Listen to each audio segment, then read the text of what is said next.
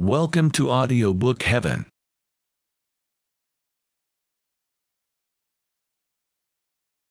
Section 20, Book the 20th. Argument. Jove permits the gods to join in the battle, and they take their respective places on either side. Aeneas engages Achilles, but is rescued by Neptune. Hector, in revenge for the death of his brother Polydorus, also attacks Achilles, and is only saved from death by the intervention of Apollo. Achilles then slays many Trojans. Thus around thee, O son of Peleus, were the Achaeans armed, insatiable in fight, beside their crooked ships, and the Trojans on the other side on the acclivity of the plain. But Jove ordered Themis to summon the gods to an assembly from the top of many-valleyed Olympus, and she, going round, ordered them to proceed to the palace of Jove. Nor was any one of the rivers absent, save Oceanus, nor of the nymphs who inhabit the pleasant groves and springs of rivers, and the grassy meads. Then, coming to the habitation of cloud-compelling Jove, they sat down upon shining, polished benches, which Vulcan with cunning skill had made for Father Jove. Thus were they assembled within the palace of Jove, nor did Neptune disobey the goddess, but he came to them from the sea. Then he sat in the midst, and inquired the design of Jove. "Why again, O hurler of the glowing lightning, hast thou summoned the gods to an assembly? Dost thou deliberate anything respecting the Trojans and Greeks? For now their combat and the battle are on the point of being kindled." But him cloud-compelling Jove answering addressed, "Thou knowest, O Earth-shaker, my design with my breast, and for whose sake I have assembled you, for though about to perish, they are a care to me. I will, however, remain sitting on the top of Olympus, whence looking, I shall delight my soul, but depart the rest of you, that ye may go to the Trojans and the Greeks. Give aid to both, according as is the inclination of each. For if Achilles alone shall fight against the Trojans, they will not even for a little sustain the swift-footed son of Peleus. Formerly, even beholding him, they fled terrified. But now, when he is grievously enraged in his mind on account of his companion, I fear lest he overthrow the wall, even contrary to fate."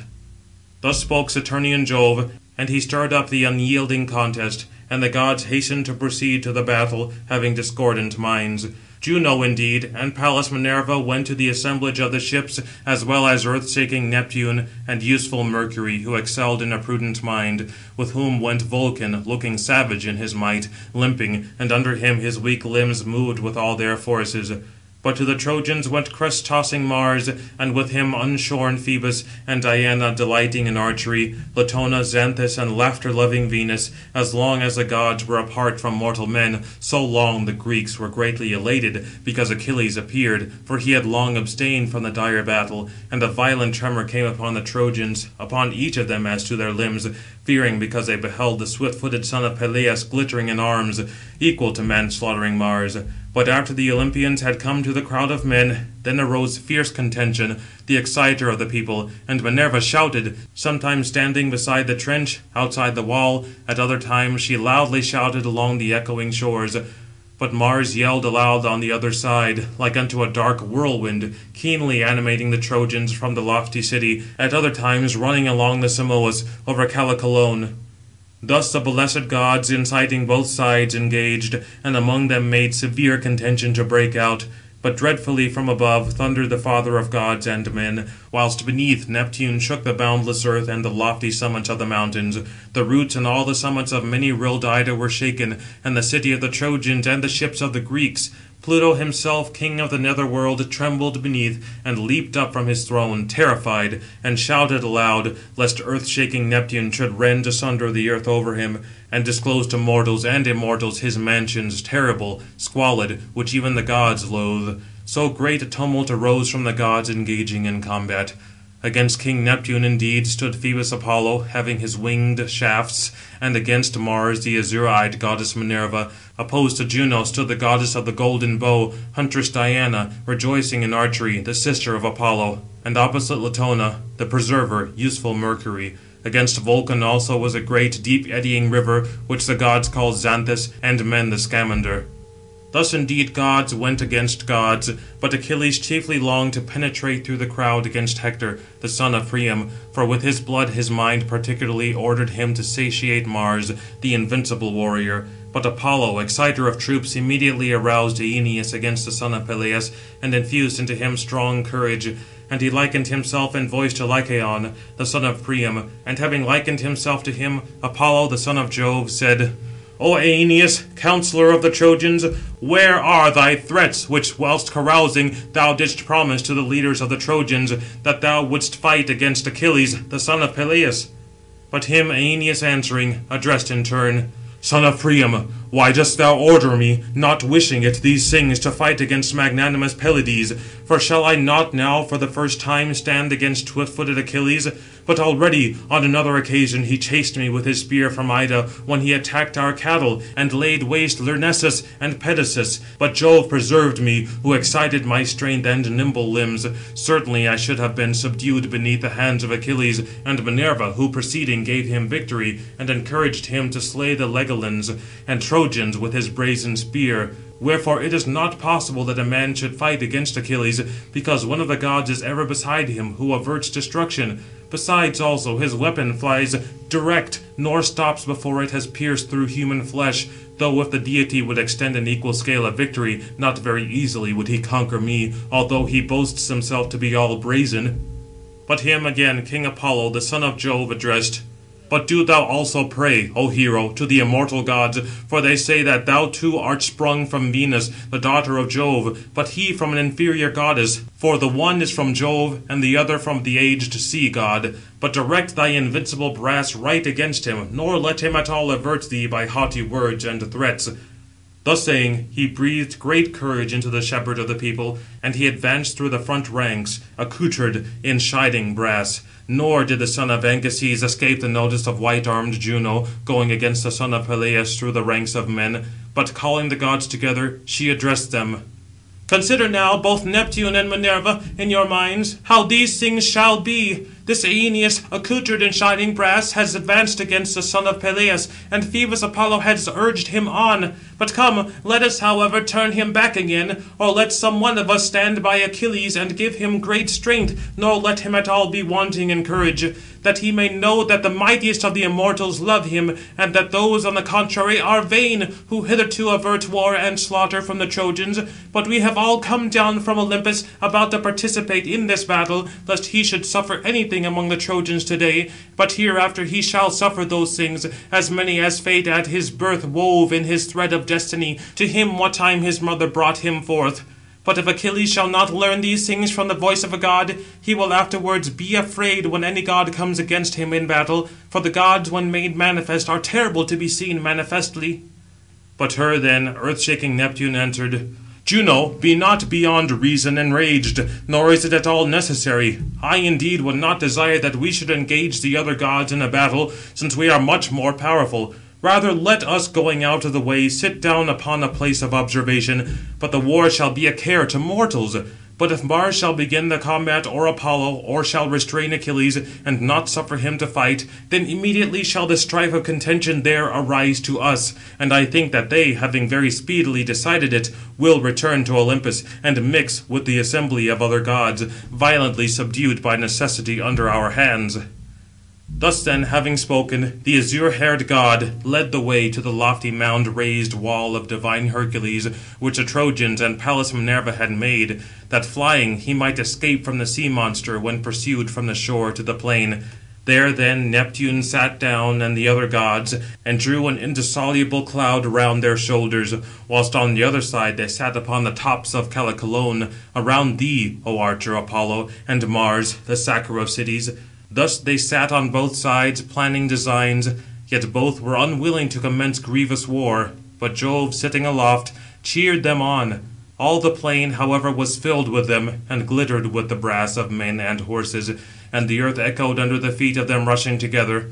But two heroes, by far the most valiant, advanced towards each other, into the midst of both armies, eager to fight, Aeneas, son of Anchises, and noble Achilles. And first Aeneas, threatening, advanced, nodding with his strong casque, and before his breast he held his impetuous shield, and shook his brazen spear. But on the other side, Pelides rushed against him like a destructive lion, which men assembled together, a whole village, are anxious to kill. He, however, at first despising them proceeds, but when some one of vigorous youths has wounded him with a dart, yawning he collects himself for a spring, and the foam arises round his teeth, and his valiant soul groans within his breast, and he lashes his sides and thighs on both sides with his tail, and rouses himself to battle. Then grimly glaring, he is borne straight on by his strength, if he can kill some of the men, or is himself destroyed in the first crowd. Thus did his might and noble soul urge Achilles to go against the magnanimous Aeneas. But when now advancing they approached each other, swift-footed noble Achilles first addressed the other. "Why, O Aeneas, coming through so great a length of crowd, dost thou stand against me? Does then thy soul urge thee to fight with me, hoping that thou wilt govern the horse-breaking Trojans in the place of Priam? Yet even if thou shalt slay me, not thus will Priam place this reward in thy hand, for he has sons, and he is himself steady, nor inconstant. Or, if thou slayest me, have the Trojans cut off for thee an enclosure of soil surpassing others, suited to vines and the plough, that thou mayest cultivate it? Still I hope thou wilt effect it with difficulty, for I think I have at some other time put thee to flight with my spear. Dost thou not remember when I impetuously drove thee, when alone, from the oxen with rapid feet, down the Idaean mountains? Then indeed thou didst never turn round while flying, but didst escape thence into Lyrnessus. But I wasted it, having attacked it with the aid of Minerva and Father Jove. The women also I led away captives, having taken away their day of freedom, but Jove and the other gods preserved thee. However, I do not think they will protect thee now, as thou castest in thy mind. But I exhort thee, retiring, to go into the crowd, nor stand against me, before thou suffer some evil.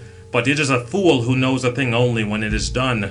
But him Aeneas answered in turn, and said, "Do not think, O son of Peleus, to affright me, like an infant boy, with words, since I also well know how to utter both threats and reproaches.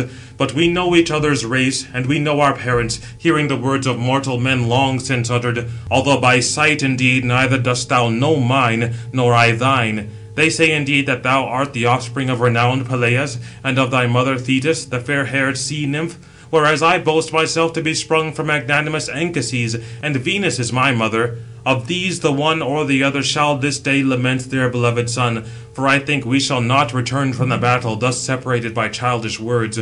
But if thou desirest to be taught these matters, that thou mayest well know our race, for many men know it, cloud-compelling Jove indeed first begat Dardanus, and he built Dardania, for sacred Ilium, the city of articulate-speaking men, was not as yet built in the plain, and they still dwelt at the foot of many-rilled Ida. Dardanus again begat a son, King Erichthonius, who was then the richest of mortal men, whose 3,000 mares pastured through the marsh, rejoicing in their tender foals. Boreas, however, was enamoured of some of these when pasturing, and having likened himself to an azure-maned steed, covered them, and they, becoming pregnant, brought forth 12 female foals, which when they bounded upon the fruitful earth, ran over the highest fruit of the stalks of corn, nor did they break them, but when they sported over the broad back of the ocean, they ran along the surface of the ridge of the hoary sea.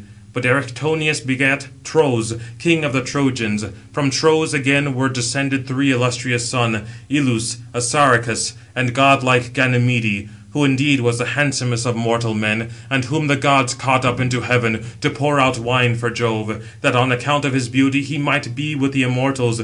Ilus again begat his renowned son Laomedon, but Laomedon begat Tithonus and Priam, Lampus, Clytius, and Hicetaon, a branch of Mars, and Assaracus Capus, who also begat his son Anchises. But Anchises begat me, and Priam noble Hector. Of this race and blood do I boast myself to be. But Jove increases and diminishes valour to men as he pleases, for he is the most powerful of all. But come, let us no longer talk of these things like little boys, standing in the middle combat of the strife, for it is possible for both to utter very many reproaches, so that 100-oared galley would not contain the burthen. For the language of mortals is voluble, and the discourses in it numerous and varied, and vast is the distribution of words here and there. Whatsoever word thou mayest speak, such also wilt thou hear. But what need is there to us of disputes and railing, that we should quarrel with each other like women, who being angry with a soul-destroying strife, proceeding into the middle of the way, chide each other with many things true and not true? For rage also suggests those things. With words, however, thou shalt not turn me courageous from my valour, before thou lightest against me with thy brass. But come quickly, let us make trial of each other with brazen spears." He spoke, and hurled his brazen spear against the dreadful shield, terrible to be seen, and the huge buckler resounded with the stroke of the javelin. But the son of Peleus, alarmed, held the shield from him with his strong hand, for he supposed that the long spear of great-hearted Aeneas would easily penetrate. Foolish! Nor did he reflect in his mind and soul that the glorious gifts of the gods are not easy to be subdued by mortal men, nor to yield. Nor then did the heavy spear of warlike Aeneas penetrate the shield, but the gold stopped it, the gift of the god. It penetrated, however, through 2 folds, but there were still 3, since Vulcan had drawn 5 folds over it, 2 brazen, 3 inside of tin, and 1 golden, in which the brazen spear was stopped. But Achilles next sent forth his long-shadowed spear, and struck against the shield of Aeneas, equal on all sides, at the outside edge, where the thinnest brass ran round it, and the ox-hide was thinnest upon it. But the Pelian ash broke through, and the shield was crushed by it.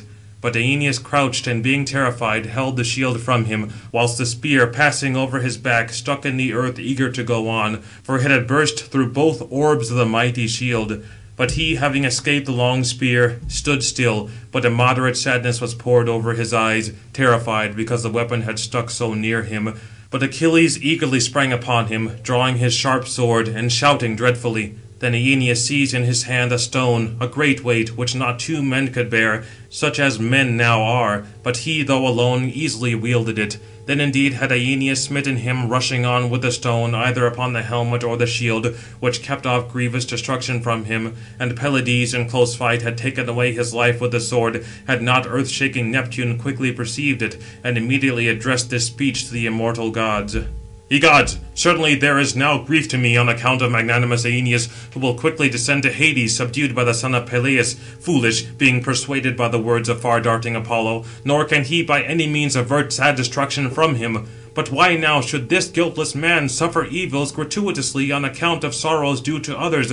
For he always presents gifts agreeable to the gods who inhabit the wide heaven. But come, let us withdraw from him death, lest even the son of Saturn be angry, if indeed Achilles slay this man. Moreover, it is fated that he should escape, that the race of Dardanus, whom Jove loved above all the children that were descended from him and mortal women, may not perish without offspring, and become extinct. For already hath the son of Saturn hated the race of Priam, and the might of Aeneas shall now rule over the Trojans, and the sons of his sons, who may be born in after times." But him, large-eyed venerable Juno then answered, "O Earth-shaker, do thou thyself reflect within thy mind, with respect to Aeneas, whether thou wilt withdraw him, or suffer him, being brave, to be subdued by Achilles, the son of Peleus. For already we two, I and Pallas Minerva, have sworn many oaths amongst all the immortals, that we will never help to avert the evil day from the Trojans, not even when all Troy, fired, shall burn with consuming flame, and the warlike sons of the Greeks fire it." But when the earth-shaking Neptune heard this, he hastened to go through the battle and the clash of spears, and came where were Aeneas and renowned Achilles. And immediately he shed a darkness upon the eyes of Achilles, son of Peleus, and he drew out the ashen spear, well guarded with brass, from the shield of magnanimous Aeneas, and laid it before the feet of Achilles, and pushed on Aeneas, lifting him high up from the ground. But Aeneas leaped over many ranks of men and many of horses, impelled by the hand of the god, and came to the rear of the troubled fight, where the Caucones were arrayed for war. But very near him came earth-shaking Neptune, and addressing him spoke winged words. "O Aeneas, which of the gods commanded thee thus mad to combat against Achilles, who was at once more valiant than thou, and more dear to the immortals?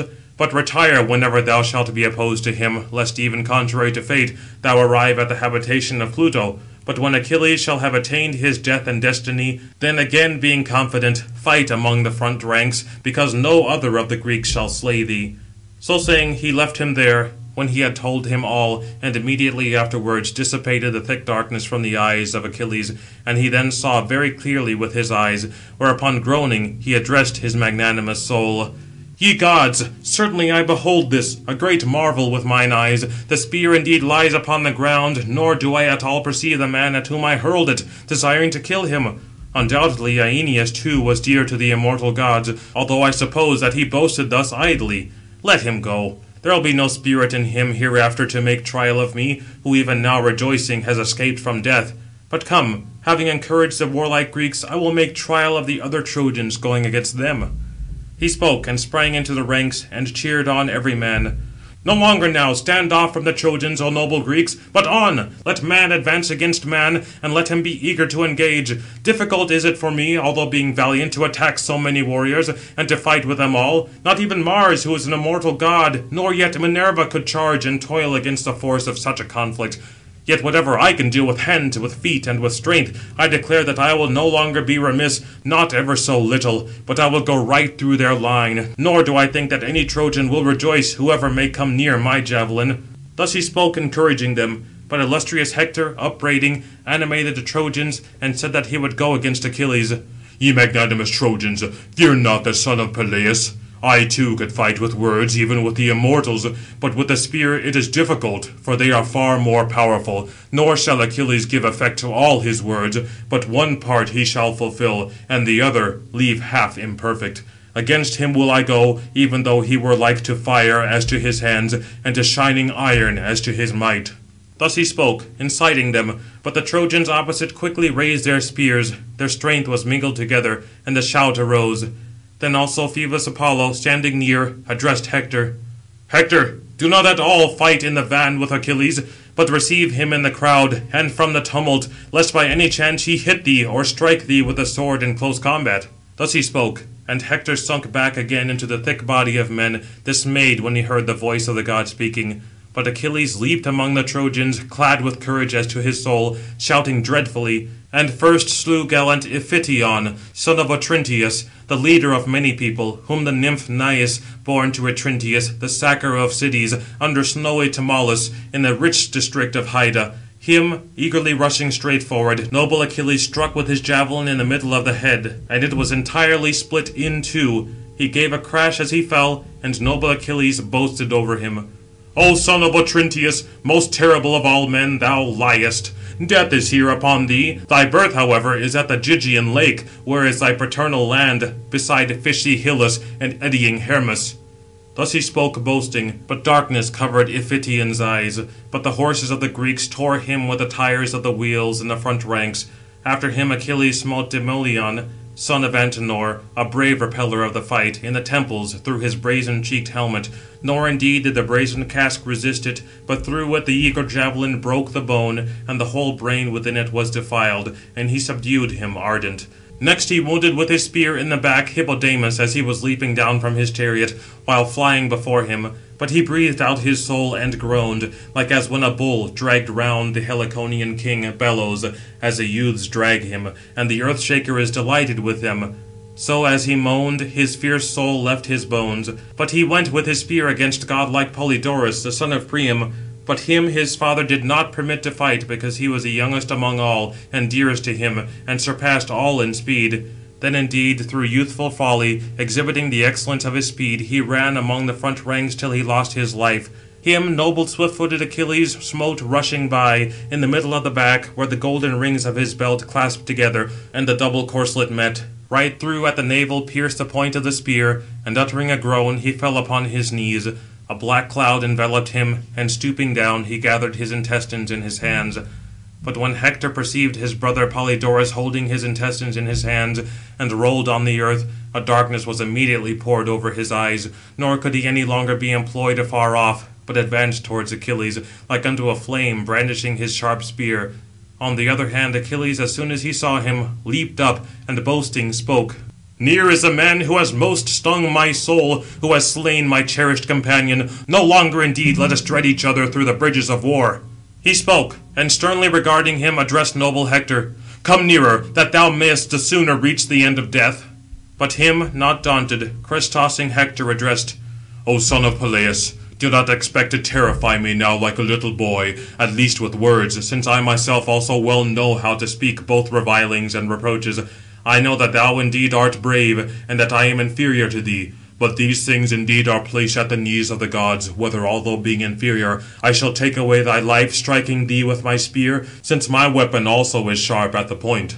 He spoke, and brandishing sent forth his spear, and Minerva with a breath turned it back from glorious Achilles, having breathed very gently. But it came back to noble Hector and lay before his feet. But Achilles, eager to slay him, rushed furiously on, shouting dreadfully. But Apollo, as a god, very easily snatched him away, and covered him with abundant haze. Thrice indeed swift-footed noble Achilles rushed on with his brazen spear, and thrice he smote the deep haze. But when he rushed on the fourth time, like unto a god, he, dreadfully chiding, addressed to him winged words. Dog, now again hast thou escaped death. Assuredly evil came very near thee, but Phoebus Apollo has now again preserved thee, to whom thou art wont to pray, when going into the clang of spears. Yet will I certainly finish thee, meeting thee hereafter, if indeed any of the gods be an ally to me also. At present, however, I will go after others of the Trojans, whomsoever I can. So saying, he struck Dryops with his spear in the middle of the neck, and he fell before his feet. Him then he left, and then detained Demuchus, son of Philotor, brave and great, wounding him in the knee with his spear, whom then striking with his great sword he deprived of life. But attacking both, he pushed Laogonus and Dardanus, the sons of Bias, from their chariot to the ground, wounding one with his spear, and striking the other in close combat with his sword.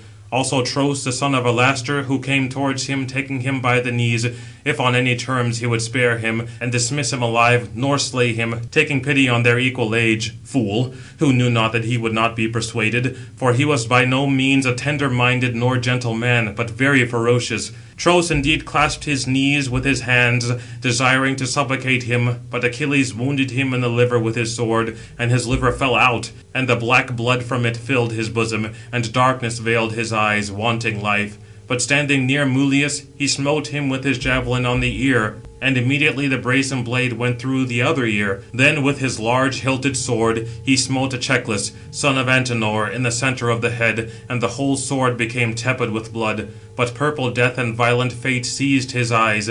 Then Deucalion, where the tendons of the elbow unite, there he pierced him through his hand with his brazen spear. But he, weighed down as to his hand, awaited him, perceiving death before him. But Achilles, smiting his neck with his sword, knocked the head off afar with its helmet, and the marrow sprang forth from the spine, and Deucalion lay extended on the ground. Then he hastened to go towards Rigmus, the renowned son of Piraeus, who had come from fertile Thrace, whom he smote in the middle with his javelin, and the brass was fixed in his stomach. And he fell from his chariot, and Achilles wounded in the back with his sharp javelin Araethus, the attendant, while turning back the steeds, and threw him from the chariot, and the horses were thrown into confusion. And as the blazing fire burns through the deep dells of a dry mountain, and the dense forest is consumed, and the wind agitating turns round the flame on all sides, thus he raged in every direction with his spear, like unto a deity, following those that were to be slain. And the black earth flowed with blood, as when any one yokes broad 4-headed bulls to trample out white barley on the well-levelled floor, and it easily becomes small beneath the feet of the bellowing oxen, so the solid-hoofed horses, driven by magnanimous Achilles, trod down together both courses and shields, and the whole axle-tree beneath was polluted with gore, and the rings which were round the chariot seat, which the drops from the horses' hoofs spattered, as well as from the felloes. But the son of Peleus was eager to bear away glory, and was polluted with gore, as to his invincible hands. End of Book the 20th, read by Stephen Carney.